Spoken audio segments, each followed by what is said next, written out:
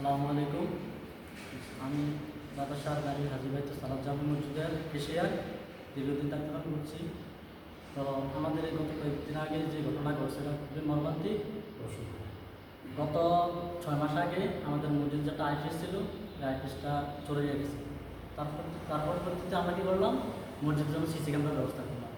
তো আমরা 2টা সিসি ক্যামেরা লাগাইছি।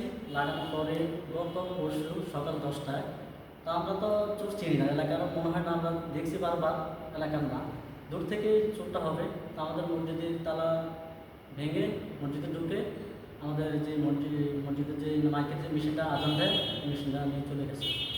পরবর্তীতে আমরা আইনের মাধ্যমে গেছি, হাজির উপজেলা অফিসার ইনচার্জ কাছে গেছি, ওনার কাছে আমরা সব বললাম এবং ভিডিও যে চেষ্টা আছে ওখানে দিছি। যাওয়ার কারণে আমাদেরকে একটা আশ্বাস দিচ্ছে যে আমরা সর্বোচ্চ চেষ্টা করবো যে চোরকে চিহ্নিত করার জন্য।